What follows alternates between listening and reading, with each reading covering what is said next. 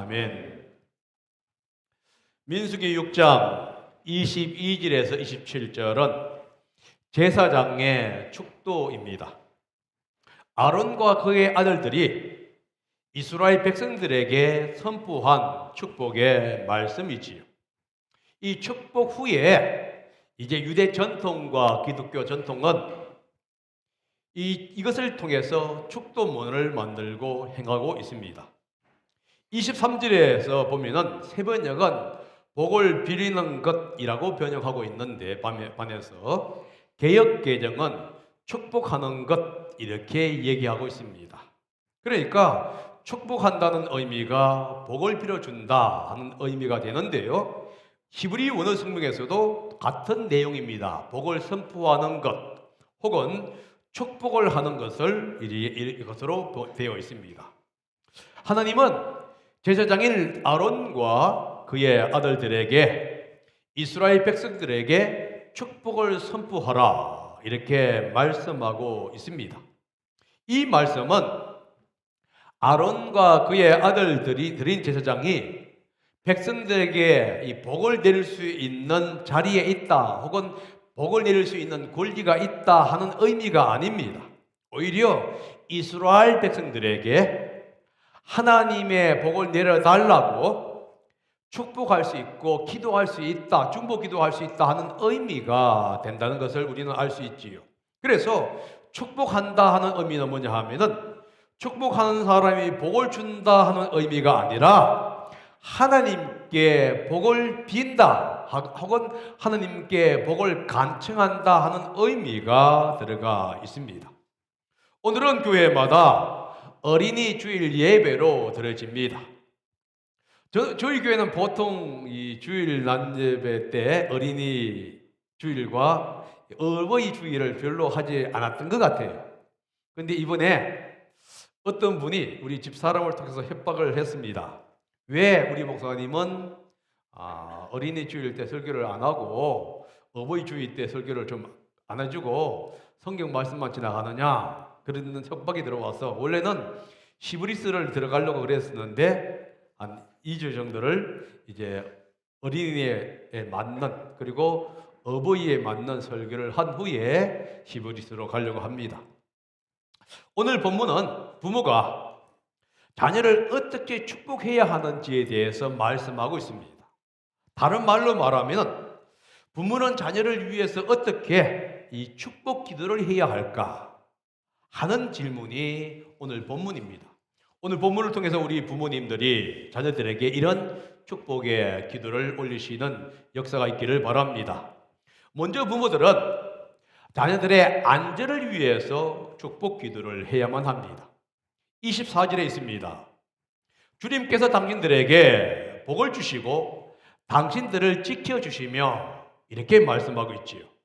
제사장은 이스라엘 백성들에게 복을 주시기를 하나님께 지금 간구하고 있는데 이 복이 무엇이냐? 이스라엘 백성들을 지켜주시는 복이라는 것이지요. 여기서 지켜주시면서 지키다는 의미가 있는데 사마르라고 하는 용어인데 대적으로부터 지켜주는 것 혹은 대적으로부터 보호나 안전을 행해주는 것 하는 의미가 들어가 있습니다. 다윗은 시편에서 하나님의 돌보심과 하나님의 보호하심에 대해서 자주 언급해 주었습니다. 특별히 아들 압살롬이 반역을 했을 때에 이제 압살롬과의 전쟁을 하게 됩니다. 이때 요압 장군에게 나를 위해서 압살롬을 해하지 말라라고 얘기를 해요. 그런데 여기서 해하지 말라 하는 용어가 압살롬을 보호해 주라, 지켜 주라 하는 의미의 용어가 사용이 되어 있는 것입니다. 이런 의미에서 제사장들은 하나님께서 이스라엘 백성들을 대적으로부터 지금 보호해 줄 것을 지금 요청하고 있는 것이에요. 하나님은 이스라엘 백성들을 보호해 주셨습니다. 이집트의 노예 생활로부터 구원하심으로 보호해 주셨고요. 열악하고 강하게 내리쬐는 이 뜨거운 태양만이 있는 광야 생활 속에서 물과 양식을 공급하심으로 이스라엘 백성들을 공급해 주셨지요. 아말렉이 공격했을 때에 그들을 물리쳐 주심으로 이스라엘을 보호해 주셨고요. 또한 이스라엘의 역사를 자세히 살펴보다 보면은 제사장들은 끊임없이 하나님께서 이스라엘 백성들을 보호하시고 안전하게 지켜주셨다는 것을 알게 되었던 겁니다. 그러한 것들을 통해서 다시 한 번 더 이스라엘 백성들을 계속적으로 보호해 주실 것을 지금 간청하고 있습니다. 그렇다고 한다면은 우리 부모들도 자녀들을 대적으로부터 보호해 달라고 기도해야 한다는 것이지. 사람들에게 상처를 받고 힘들어할 때에 그 힘들어하는 사람과의 관계 속에서 자녀들을 잘 지켜달라고 보호해달라고 우리는 기도해야만 하는 거예요.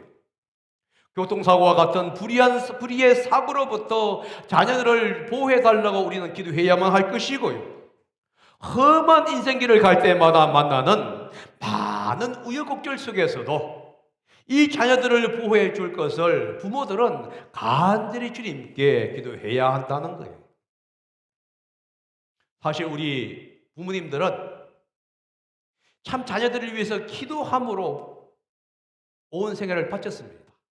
그래서 이 초대교회, 한국의 초대교회는 이 부모들의 이 기도가 눈물을 적셨어요. 그런데 오늘날 우리 부모들은 자녀들을 위해서 눈물을 적시는 것이 아니라 자녀들을 공부하라고 학대하는 그 뿌리를 지금 부르시고 있는 거예요. 여러분, 어떻게 기도해야 할까요? 하나님을 위해서 여러분 눈물의 기도를 해야만 되는 거예요. 아침 저녁으로 여러분들 자녀들을 위해서 기도해야만 하는 게 이 부모의 의무라는 겁니다. 그런데 이 지키다고 하는 의미 속에 어떤 의미가 있냐면은 계약, 율법, 규례 등을 지키고 주의하라 하는 의미가 또한 있습니다. 다시 말해서 이 용어가 사용이 돼요. 하나님은 이스라엘 백성들이 모든 규례와 법들을 지키도록 주의하라고 할 때에 이 용어를 사용합니다. 아브라함과 자기 자녀들이 여호와의 길을 지키고 따라가라고 명령할 때에 이 용어를 사용했고요. 모세 또한 이스라엘 백성들에게 언제나 하나님의 법을 주의하라고 명령할 때에 이 용어를 사용했다 하는 거예요. 선지자들도 마찬가지입니다. 백성들에게 우상을 떠나서 여호와의 법을 지키라고 할 때도 이 용어가 사용했어요. 그러므로 주의 법과 법들을 주의라고 할 때에 이 용어가 사용했다는 것을 여러분 기억해야 합니다. 왜냐하면 주님의 법을 지키는 것이 생명의 길이기 때문에 그렇다는 것이죠. 결국은 자녀의 안전, 자녀의 보호, 이것은 하나님의 말씀을 지킬 때에 주어진다는 것을 오늘 이 본문이 얘기하고 있습니다. 이 본문이 단순히 우리 가시적이고 물리적인 안전을 얘기할 뿐만이 아니라 그 물리적이고 가시적인 안전이 하나님의 말씀을 지키고 하나님의 뜻을 지키고 나아갈 때에 주어진다는 것을 다시 한 번 더 상기시키는 거예요. 그래서 자녀들을 위해서 기도하라, 자녀들을 위해서 지금 주님께 안전을 위해서 기도하라는 얘기가 뭐냐? 그들이 주의 말씀 안에서 말씀을 지킴으로 삶의 형통함이 있도록 기도하라 하는 의미가 된다는 것을 오늘 본문이 말씀하고 있습니다. 그러므로 어린이 주일을 맞이해서 부모들은 자녀들이 하나님의 이제 보호를 위해서 기도해야 합니다. 그런데 두 가지겠지요.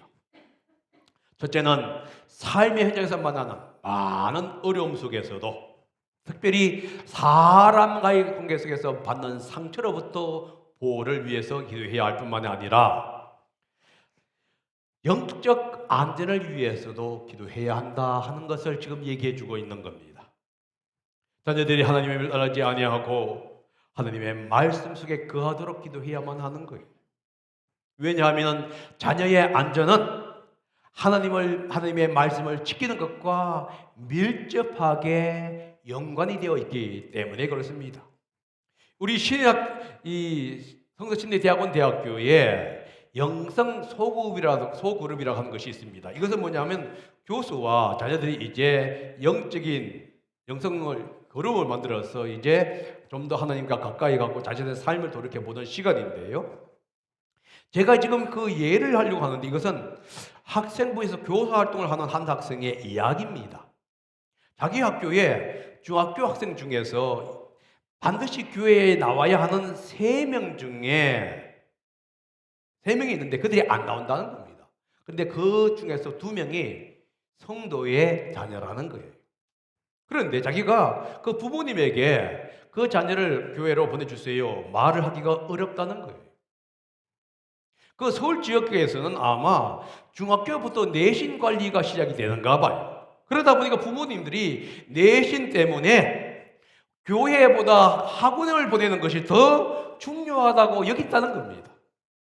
이 성도의 부모가 뭐라 하냐면은 대학교 교회에 들어간 후에 교회 오면 된다 이렇게 말을 하기 때문에 자기가 정말로 그 부모를 만나서 교회를 보내주십시오 말을 할 수가 어렵다 이런 얘기를 하는 것을 들었습니다. 교회보다 학원을 가라고 하는 부모는 자식을 사지로 모는 부모라는 것을 기억하셔야 돼요. 중학교에 교회에 나오지 않는데 대학교 가면 교회에 나올까요? 중학교 때 이미 하나님보다 대학이 중요하다고 가르침을 받고 있는데 대학교에 갔는데 이 세상이 하나님보다 더 중요하다는 것을 생각할까요? 대학 중요하지 않다는 얘기가 아닙니다. 무엇이 중요한지를 지금 알아야 한다는 얘기를 해주고 있는 겁니다. 열심히 중고등학교에 나오는 학생들도 대학교 가게 되면 어려워지고 힘들어지는 것이 오늘날 세상인데 중고등학교 때 나오지 않는 학생이 대학교에 나온다는 것, 이거 말이 안 되는 얘기겠지. 그들은 얼마 후에 아마 신앙을 버리고 세상으로 들어갈 것이에요. 그때 되어서 부부가 후회한들 이미 자는 떠나가 버린 것이지. 그래서 그 자녀를 사실 지옥의 자녀로 만드는 꼴이 누구냐? 부모라는 사실을 여러분 기억하셔야 돼요. 부모는 자녀의 안전을 위해서 기도해야 합니다. 그런데 더 중요한 게 뭐냐? 영적 안전을 위해서 기도해야 한다는 거예요. 하나님을 떠나지 않고 하나님의 말씀을 붙잡기 위해서 기도해야 뿐만 아니라 많은 에너지를 쏟아야 하는 거예요. 두 번째는 하나님의 은혜를 위해서 기도해야만 합니다. 25절입니다. 한번 읽어봅니다. 시작. 주님께서 당신들을 밝은 얼굴로 대하시고 당신들에게 은혜를 베푸시며. 지금 하나님 제사장에 뭐라 하냐? 하나님께 하나님의 얼굴을 백성에게 비추면서 은혜를 베풀어 주십시오. 이렇게 지금 축복 기도를 하고 있습니다. 여기서 주님께서 당신들을 밝은 얼굴로 대하시고, 이 용어가 무슨 뜻이냐면은 하나님의 밝은 얼굴, 다른 말해서 하나님의 얼굴, 하나님의 빛을 백성들에게 비추어 주십시오 하는 의미가 있어요. 그러면은 하나님의 얼굴을 백성들에게 비친다는 뜻이 무슨 뜻이냐 하면은 백성들이 어려운 환경에 처했을 때에 도움의 손길, 구원의 손길을 베풀어 주십시오 하는 의미가 들어가 있는 거예요. 시편에서는 이렇게 얘기합니다. 선물을 주는 것, 자비를 베풀어 주는 것을 가리켜서 하나님께서 자신의 얼굴을 백성에게 비추는 것으로 표현되고 있다 하는 겁니다. 그리고 은혜라는 것이 뭐냐? 높은 위치에 있는 사람이 낮은 위치에 있는 사람에게 주는 선물을 가리켜서 이제 은혜 이렇게 얘기해요. 특별히 낮은 위치에 있는 사람이 선물을 주장할 만한 어떠한 자비라든가 어떠한 상황이나 어떤 것도 없을 때에 주는 선물을 얘기합니다. 이것은 무슨 뜻이냐? 사람이 바를 자격이 없는데도 불구하고 하나님이 사람에게 선물을 주는 것을 가리켜서 은혜 이렇게 얘기한다는 거예요. 만약 낮은 자리에 있는 사람이 순종했기 때문에 하나님의 선물인 이 은혜를 받는다면은 그것은 은혜가 아니라 보상이겠지. 그런 의미에서 은혜는 뭐냐? 전적으로 하나님이 주시는 선물, 하나님의 은혜라는 것을 여기서 말씀해 주고 있습니다. 제사장들은 지금 그 얘기하고 있는 거예요. 하나님께서 그의 얼굴을 이스라엘 백성에게 비추셔서 그들에게 은혜를 베풀어 주십시오. 도움의 손길을 베풀어 줄 뿐만이 아니라 하나님의 영원한 사랑을 그들에게 베풀어 주십시오. 이렇게 지금 간절히 기도하고 있는 거예요. 비록 이스라엘 자성들이 하나님의 은혜를 받을 자격이 없을 때조차도 하나님 주님께서 은혜를 백성들에게 베풀어 주십시오 하는 것이 이 기도 속에 들어가 있는 거예요. 부모들은 자녀들이 하나님의 은혜가 주어지기를 여러분 기도해야 합니다. 자녀가 무엇을 열심히 했기 때문에 하나님의 은혜가 주어지는 것이 아니라는 거예요. 하나님의 사랑 때문에 주어지는 은혜를 주시라고 여러분 기도해야만 하는 거예요. 우리가 이 땅을 살아가다 보면은 여러 가지 어려움과 혼란을 만나지 않습니까? 그것이 우리 자녀들일 거라든가 우리의 잘못으로 인해서 오는 것도 있을 뿐만 아니라 어느 때 우리와 잘못과 관계없이 오는 것들이 있단 말이지. 이런 어려움을 당할 때, 이런 문제를 당할 때에 하나님께서 자녀들에게 은혜를 주시기를 기도해야만 하는 거예요. 비록 우리의 자녀들이 그 은혜를 받을 자격이 없다 할지라도 주님께서 은혜를 베풀어 주십시오. 이렇게 기도할 수 있는 것이 부모들이다 하는 것을 여기서 얘기해 주고 있는 것이에요. 세 번째는 뭐지요? 하나님의 평화를 위해서 기도해야만 합니다. 26절을 다 같이 읽어봅니다. 시작. 주님께서 당신들을 고이 보이시어서 당신들에게 평화를 주시기를 빕니다. 지금 제사장들이 이스라엘 백성들에게 지금 평화를 주시기를 선포하고 있습니다. 이 평화라는 게 뭐냐? 전쟁이 없는 상태, 분쟁이 없는 상태를 얘기할 때에 평화 이렇게 얘기합니다. 그런데 이 평화는 단순히 전쟁이 없고 분쟁이 없는 상태를 얘기하는 것만은 아니에요. 이것은 뭐냐면 그 이상의 뜻을 얘기하고 있는데 하나님께서 함께 하심으로 오는 결과인 마음의 평안한 상태를 얘기할 때에 평화 이렇게 얘기한다는 거예요. 다시 말해서 어떤 어려움과 어떤 역경이 온다 하고 그 속에 내가 빠져있다 할지라도 그 속에서 주님께서 함께 하시다가 하는 그 믿음의 역사로부터 오는 마음의 평안함을 가르쳐서 평화 이렇게 얘기하는 거예요. 여러분 어린 아이들은 부모가 함께 있을 때 평화를 누리지요. 그러다가 엄마가 없어지게 되면 갑자기 이제 울고불고 난리를 치웁니다. 이 울고불고 난리치는 이유가 뭐냐? 부모가 없다고 하는 그것이 그들에게 불안감으로 작용하기 때문에 오는 현상이지요.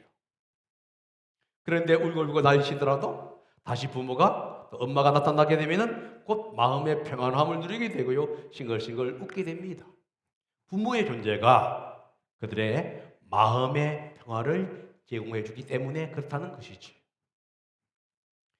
여러분 평화를 위해서 기도한다는 것 이게 무슨 뜻이냐 하면은 하나님이 함께 하심을 위해서 기도한다는 의미가 된다는 거예요. 신약 성경은 이 평화가 예수 그리스도로부터 온다고 말씀하고 있습니다. 이 예수 그리스도께서 우리 마음에 계실 때에 우리는 참된 평화를 누릴 수 있다 이렇게 말씀하고 있는 것이지. 그래서 예수님은 요한복음 14장 27절에서 이렇게 얘기합니다. 나는 평화를 너희에게 남겨준다. 나는 내 평화를 너희에게 준다. 내가 너희에게 주는 평화는 세상에 주는 것과 같지 않다. 너희는 마음에 근심하지 말고 두려워하지 말아라. 이렇게 말씀하고 있어요. 예수님이 주는 이 평화는 이 세상에 주는 평화와 다르다는 거예요. 이 세상에 주는 평화는 일시적입니다. 하지만 주님이 주는 평화는 영원하다라는 사실을 기억하셔야 합니다.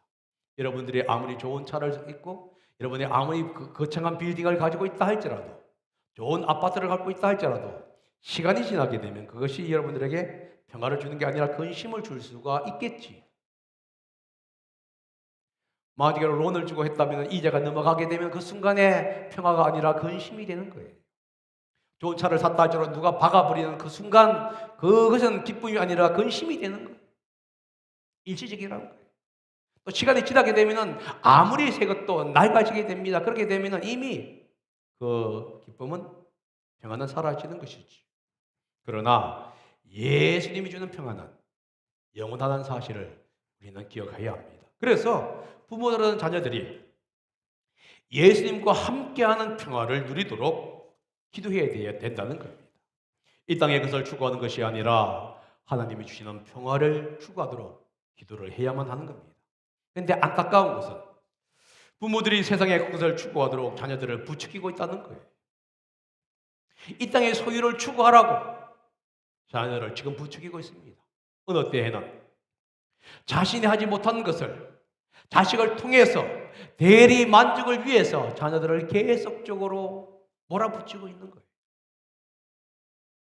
그러다 보니까 초등학교 들어가기 전부터 자녀들은 학원이며 뭐며 하는 것으로 인해서 부모 얼굴 보려면 저녁 때에 와 있어나 보는 거예요.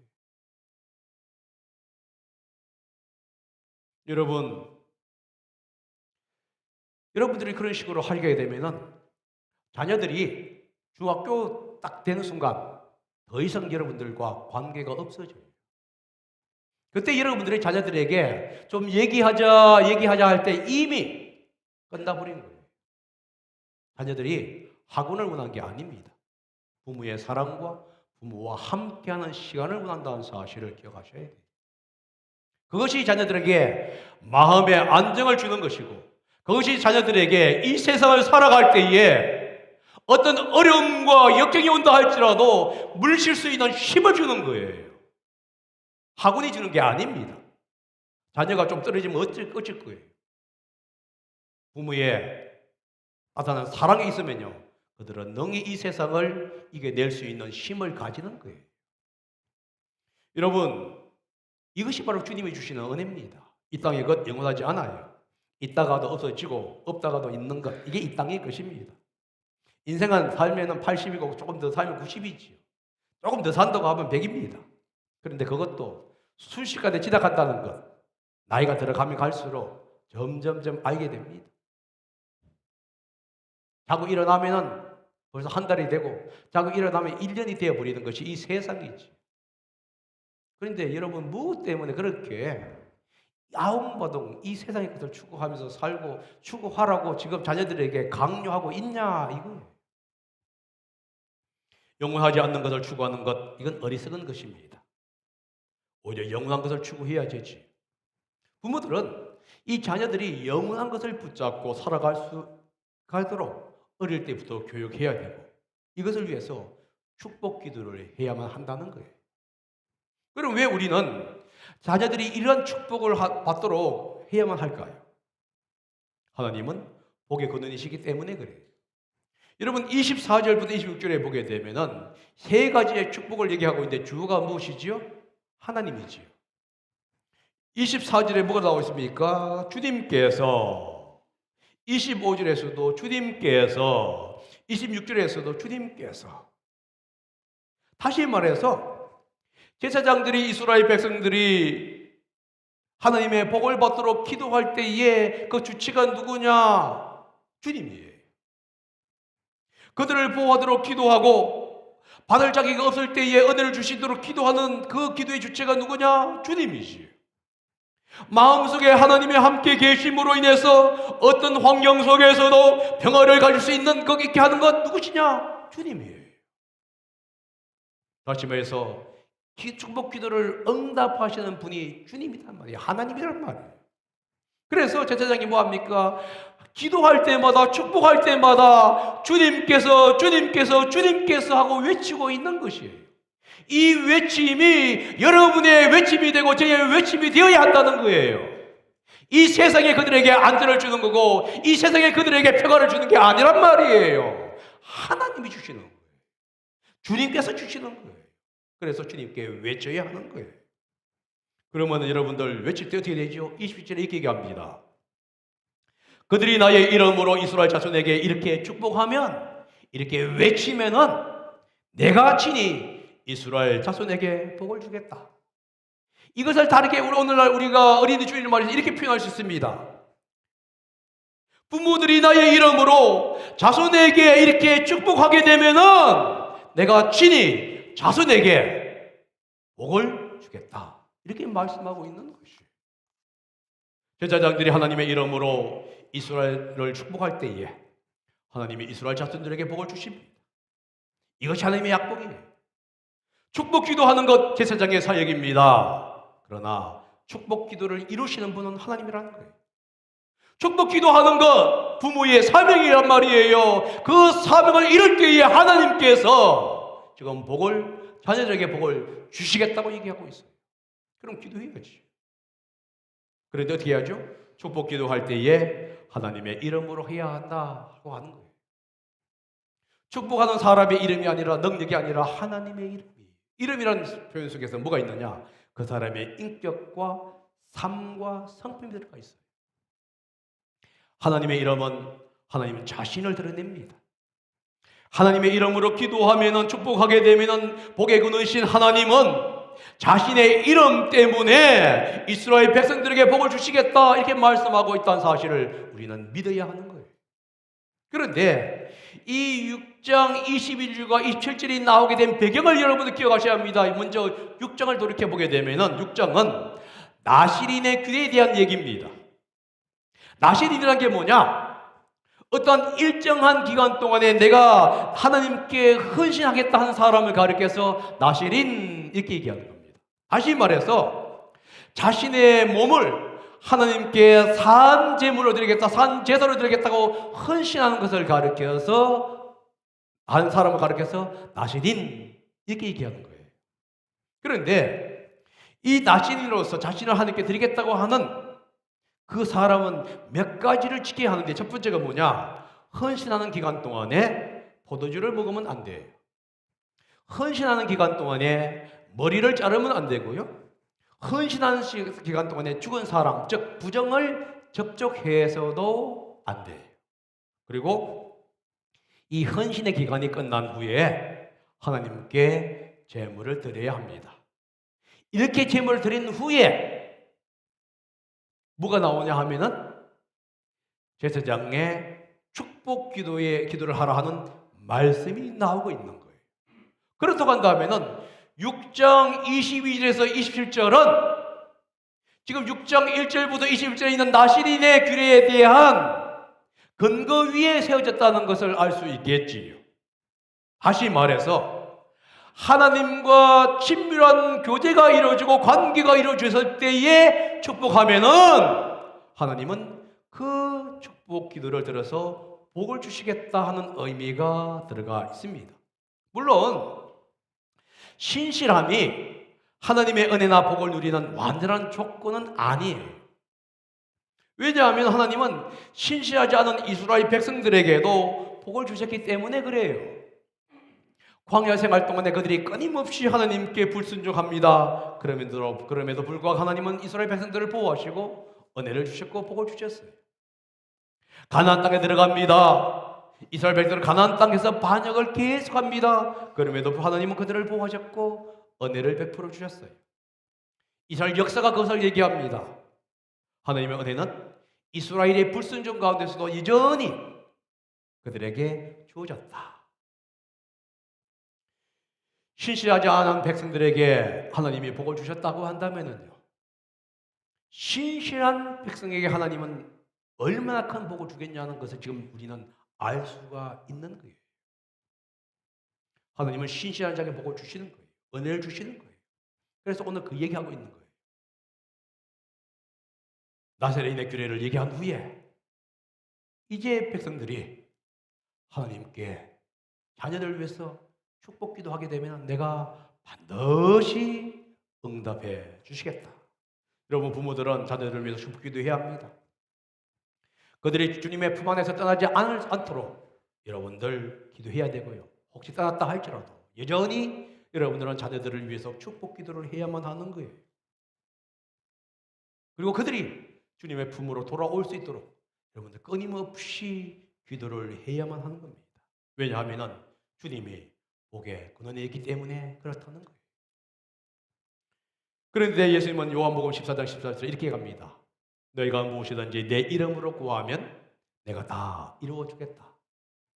신민수기에서는 제사장들이 여호와의 이름으로 지금 축도하는데, 신약에서 예수님은 뭐라고 했느냐? 내 이름으로 축도하면, 내 이름으로 기도하게 되면 내가 다 얻어 주겠다 이렇게 얘기하고 있는 거예요.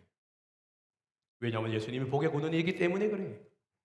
그래서 우리는 부모들은 이 자녀들이 예수님을 믿고 예수님을 신뢰하도록 여러분이 기도하고 축복해야 합니다. 그 속에 거하도록 여러분들이 끊임없이 모든 에너지와 모든 것을 제공해 주어야 하는 거예요. 공부를 위해서 여러분이 희생할 것이 아니라 그 자녀들이 예수님 안에 있도록 여러분들이 희생하고 여러분들의 눈물을 흘려야 한다는 거예요. 왜냐하면 복의 근원은 예수님이기 때문에 그래요. 예수님 안에 있을 때에 하나님 마침내 그들에게 놀라운 하나님의 복을 주시기 때문에 그렇다는 겁니다. 이스라엘의 제사장들은 백성들을 축복할 수 있는 위치에 있었습니다. 오늘날 모든 믿는 사람이 제사장이라고 성경은 말씀하고 있습니다. 그래서 모든 사람이 축복 기도를 할 수가 있는 것이지. 목회자나 사역자, 목자나 목녀들도 축복 기도할 수 있고요. 부모들도 자녀들에게 축복 기도할 수 있고요. 믿는 사람들은 믿지 않는 사람들을 위해서 축복 기도할 수 있는 겁니다. 어린이 주일을 맞이해서 부모들은 자식을 위해서 축복 기도를 하시기를 바랍니다. 단순히 우리 자녀들이 아무런 어려움을 당하지 않도록 도와주세요. 이렇게 기도하지 마세요. 그런 것은 아무도 없어요. 이 세상에 어려움 당하지 않고 성장할 수 있는 것은 이 세상에 아무도 없습니다. 그렇게 기도하는 것은 주님, 우리 자녀는 아무것도 안 먹는데 키가 크게 해주세요 한 거와 똑같은 거예요. 어려움과 역경, 이건 옵니다. 고통 와요. 그럼 어떻게 기도해야 하느냐? 주님, 이 어려움과 역경 속에서, 이 고통 속에서 주님과 함께 하심으로 주님이 주시는 그 은혜와 평안을 누릴 수 있도록 도와주십시오. 이렇게 기도해야 돼요. 주님께서 함께 하심으로 자녀들이 실망과 절망과 낙심 가운데 빠지지 않도록 도와주십시오. 주님께서 함께 하심으로 그들이 어떤 환경에 있든지 간에 하나님의 은혜를 경험할 수 있게 하시고, 어떤 환경 속에서도 주님이 함께 하심으로 인해서 그들이 마음의 평안을 누리고 안정을 누리면서 이 세상을 담대하게 이겨낼 수 있도록 도와주십시오. 이렇게 기도해야 되는 거예요. 그게 올바른 기도입니다. 주님, 우리 자녀에게 아무것도 어려움 당하지 않도록 도와주십시오. 여러분들도 그렇게 기도하죠. 주님, 내 인생에 아무런 어려움 당하지 않도록 기도하십시오. 그러려면 죽어야 돼요. 죽으면 아무런 어려움도 없는 거예요. 그 얘기는 뭐냐? 주님, 내 자녀를 나를 죽게 해주십시오. 하고 똑같은 거예요. 그렇게 기도하지 마세요. 주님, 어떤 어려움 속에서도, 어떤 절망 속에서도 주님 때문에 기뻐하고 주님 때문에 감사함으로 이 어려움을 이겨낼 수 있도록 도와주십시오. 그래서 주님과 함께 승리할 수 있도록 도와주십시오. 이렇게 기도하시는 제가 되고 우리 성도님들 되시기를 예수님의 이름으로 부탁드립니다. 기도하겠습니다.